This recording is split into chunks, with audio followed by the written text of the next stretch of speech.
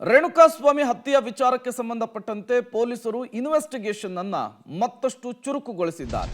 ಪೊಲೀಸರ ಇನ್ವೆಸ್ಟಿಗೇಷನ್ ನಲ್ಲಿ ಹಲವು ವಿಚಾರಗಳು ಕೂಡ ಗೊತ್ತಾಗ್ತಾ ಇದೆ. ಕೊಲೆ ಕೇಸ್ ತನಿಖೆಯನ್ನ ಮತ್ತಷ್ಟು ತೀವ್ರಗೊಳಿಸಿದ್ದಾರೆ ಪೊಲೀಸರು. ದರ್ಶನ್ ಕೇಸ್ನಲ್ಲಿ ಇನ್ನಷ್ಟು ಮಂದಿಗೆ ನೋಟಿಸ್ ಕೊಡುವಂತಹ ಸಾಧ್ಯತೆ ಇದೆ. ಪವಿತ್ರ ಸ್ನೇಹಿತೆ ಸಮತ, ದರ್ಶನ್ ಆಪ್ತ ಯಶಸ್ಸು ಸೂರ್ಯಗೂ ಕೂಡ ನೋಟಿಸ್ ಅನ್ನು ಕೊಡಬಹುದು ಅಂತ ಹೇಳಲಾಗ್ತಿದೆ. ದರ್ಶನ್ಗೆ ದುಡ್ಡು ಕೊಟ್ಟಂತಹ ಮೋಹನ್ ರಾಜ್ಗೂ ಬುಲಾವ್ ಕೊಡುವಂತಹ ಸಾಧ್ಯತೆ ಇದೆ. ದರ್ಶನ್ ಮನೆಯಲ್ಲಿ ಕೆಲಸ ಮಾಡ್ತಾ ಇದ್ದವರ 3 ವಿಚಾರಣೆಯನ್ನ ಪೊಲೀಸರು ಮಾಡಿದ್ದಾರೆ.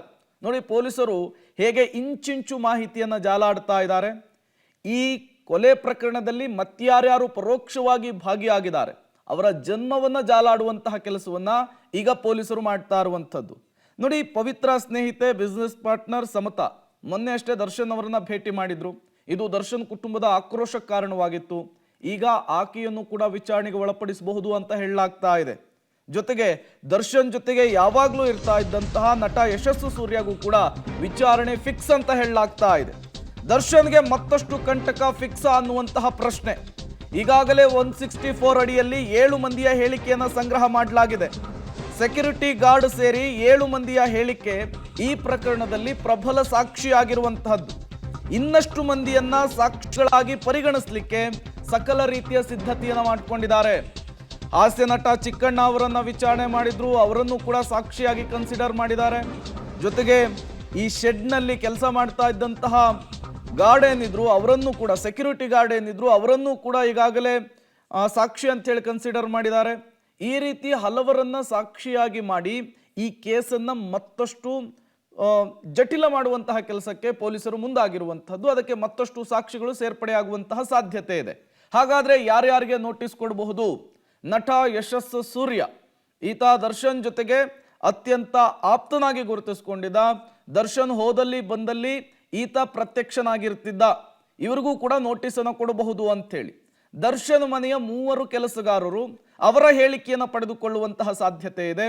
ಕೊಲೆ ಆದ ನಂತರ ಅವರು ಎಲ್ಲಿಗೆ ಬಂದಿದ್ರು, ಮನೆಯಲ್ಲಿ ಏನು ಮಾಡಿದ್ರು, ಆ ವಿಚಾರಕ್ಕೆ ಸಂಬಂಧಪಟ್ಟಂತೆ ಒಂದಿಷ್ಟು ಹೇಳಿಕೆ ಪಡಿಬಹುದು. ಇನ್ನು ಬಾಬುಲ್ ಖಾನ್, ಸುಶೀಲಮ್ಮ, ಅಮೀರ್ ಖಾನ್ ಇವರು 3 ಕೂಡ ದರ್ಶನ್ ನಿವಾಸದಲ್ಲಿ ಕೆಲಸ ಮಾಡ್ತಾ ಇರೋರು. ಇನ್ನು A1, ಈ ಪ್ರಕರಣದ A1 ಪವಿತ್ರ ಗೌಡ ಸ್ನೇಹಿತೆ ಸಮತ. ಈಕೆ ಪವಿತ್ರ ಗೌಡ ಅವರ ಬಿಸ್ನೆಸ್ ಪಾರ್ಟ್ನರ್ ಕೂಡ ಹೌದು. ಮೊನ್ನೆ ಅಷ್ಟೇ ದರ್ಶನ್ ಅವರನ್ನ ಭೇಟಿ ಮಾಡಿದ್ರು. ಇವರನ್ನು ಕೂಡ ಕೊಲೆ ಕೇಸ್ಗೆ ಸಂಬಂಧಪಟ್ಟಂತೆ ತನಿಖೆಗೆ ಒಳಪಡಿಸುವಂತಹ ಸಾಧ್ಯತೆ ಇದೆ. ಇನ್ನು ದರ್ಶನ್ ಅವರ 3 ಪರಿಚಯಸ್ಥರು, ಅವರ ಆಪ್ತ ಬಳಗದಲ್ಲಿ ಗುರುತಿಸಿಕೊಂಡವರು, ಅವರಿಗೂ ಕೂಡ ನೋಟಿಸ್ನ ಬಿಸಿ, ವಿಚಾರಣೆಯ ಬಿಸಿ ತಟ್ಟುವಂತಹ ಸಾಧ್ಯತೆ ಇದೆ. ಮೋಹನ್ ರಾಜ್, ಪ್ರಕಾಶ್, ಚೇತನ್ ಗೌಡ ಈ 3 ಕೂಡ ದರ್ಶನ್ ಅವರ ಆಪ್ತ ವಲಯದಲ್ಲಿ ಗುರುತಿಸಿಕೊಂಡವರು. ಚೇತನ್ ಗೌಡ ಏನಿದ್ದಾರೆ ಇವರು ಸ್ಟೋನಿ ಬ್ರೂಕ್ನ ಕೆಲಸಗಾರರು. ಯಾಕೆಂದ್ರೆ ಇವರು ಹತ್ಯೆ ನಂತರ ಹೋಗಿದ್ದೆ ಸ್ಟೋನಿ ಬ್ರೂಕ್, ಅಲ್ಲಿ ಪಾರ್ಟಿ ಮಾಡಿದ್ರು. A14 ಕಾರ್ತಿಕ್ ಅಲಿಯಾಸ್ ಕಪ್ಪೆ ಸ್ನೇಹಿತ, RR ನಗರದ ಕಾರ್ ಸರ್ವಿಸ್ ಸ್ಟೇಷನ್ನ ಮಾಲೀಕ ಅನ್ನೋದು ಕೂಡ ಗೊತ್ತಾಗ್ತಾ ಇದೆ. ಅವರನ್ನು ಕೂಡ ಈ ಕೊಲೆ ಪ್ರಕರಣಕ್ಕೆ ಸಂಬಂಧಪಟ್ಟಂತೆ ವಿಚಾರಣೆಗೆ ಒಳಪಡಿಸುವಂತಹ ಸಾಧ್ಯತೆ ಇದೆ.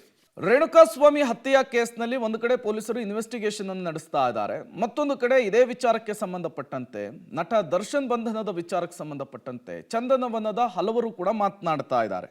ಕೊಲೆ ಕೇಸ್ನಲ್ಲಿ ಜೈಲಿನಲ್ಲಿರುವಂತಹ ನಟ ದರ್ಶನ್ ಬಗ್ಗೆ ತಾರಕ್ ಚಿತ್ರದಲ್ಲಿ ನಾಯಕಿಯಾಗಿದ್ದಂತಹ ನಟಿ ಶಾನ್ವಿ ಶ್ರೀವಾತ್ಸವ್ ಮಾತನಾಡಿದ್ದಾರೆ. ದರ್ಶನ್ ಘಟನೆ ಕೇಳಿದ ಮೇಲೆ ಶಾಕ್ ಆಯಿತು. ಕೆಟ್ಟ ಕಮೆಂಟ್ಗಳಿಗೆ ಜಾಸ್ತಿ ತಲೆ ಕೆಡಿಸ್ಕೊಂಡ್ರೆ ಸಮಯ ವ್ಯರ್ಥವಾಗುತ್ತೆ. ದರ್ಶನ್ ಅವರು ಆದಷ್ಟು ಬೇಗ ಈ ಪ್ರಕರಣದಿಂದ ಹೊರಬರಲಿ ಅಂತೇಳಿ ನಾನು ದೇವರಲ್ಲಿ ಪ್ರಾರ್ಥನೆ ಮಾಡ್ತೇನೆ ಅಂತೇಳಿ ನಟಿ ಹೇಳಿಕೆಯನ್ನು ಕೊಟ್ಟಿದ್ದಾರೆ. ನಮ್ಮ ಜೊತೆಗೆ ಶಾನ್ವಿ ಶ್ರೀವಾತ್ಸವ್ ಇದ್ದಾರೆ. ನೀವು ದರ್ಶನ್ ಅವ್ರ ಜೊತೆಗೆ ಆ್ಯಕ್ಟ್ ಮಾಡಿದ್ರಿ, ಸದ್ಯ ಅವರು ಆರೋಪಿ ಆಗಿದ್ದಾರೆ. ಅದು ಬಟ್ ಅಂತ ಕೇಳಿದಾಗ ನಿಮ್ಗೆ ಏನು ಅನ್ನಿಸ್ತು? ದರ್ಶನ್ ಅವ್ರ ಬಗ್ಗೆ ಏನು ಹೇಳ್ತೀರಾ? ನನ್ನ ಎಕ್ಸ್ಪೀರಿಯನ್ಸ್ ಅವ್ರ ಜೊತೆ ತುಂಬಾ ಚೆನ್ನಾಗಿತ್ತು. Right, I have always told that ಅಷ್ಟು ದೊಡ್ಡ ಸ್ಟಾರ್ ಇದ್ದಾರೆ ಅವರು. ಆ್ಯಂಡ್ ಅವ್ರ ಜೊತೆ ಸಿನಿಮಾ ಮಾಡಿ I felt so honoured because he gave me that respect on the set. So ಅವ್ರ ಬಗ್ಗೆ ನಾನು ಏನು I can't say anything wrong. That is my principle because ನನ್ನ ಎಕ್ಸ್ಪೀರಿಯನ್ಸ್ ಚೆನ್ನಾಗಿತ್ತು.